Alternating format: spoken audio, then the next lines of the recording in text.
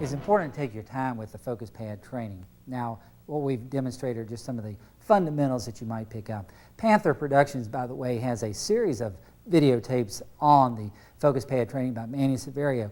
I certainly recommend that. He's taken a lot of time to develop expertise and a lot of very intricate training methods for you. This time, let's look at the headbutt. Now, on the headbutt, we typically wouldn't get a heavy bag and practice it, and we certainly wouldn't do it on the focus pads. But in close, especially if we both have on headgear, we could actually train in some of these techniques. But I'm just going to demonstrate it. Ian, you'll come in for a second. At long range, the headbutt isn't going to work at all because I'll be in position where my opponent is going to hit me. But once I can move in and cover this, bridge this gap here, then I can control the person. Now, at this point, he's really out of the way for a headbutt. So I throw a knee or perhaps an elbow technique.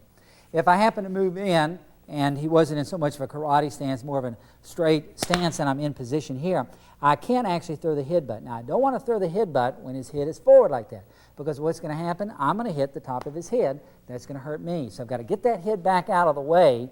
Once I get the head back, then I'm going to take the forehead here or the top of my head. The karate people usually incorporate the forehead, the boxers, the top of the head, and just smash it right into the opponent.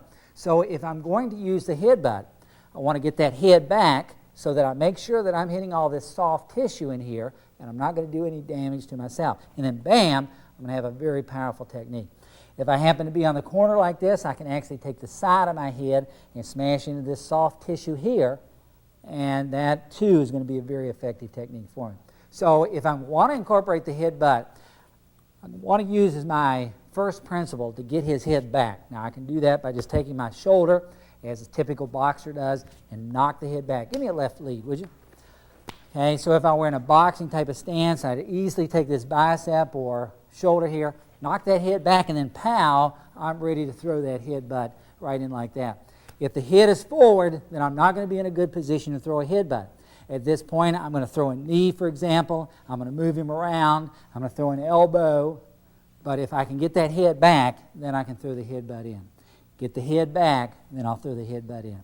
Now again, the headbutt isn't something you need to spend a lot of time practicing, but it's very functional once you get the opponent into the trapping range.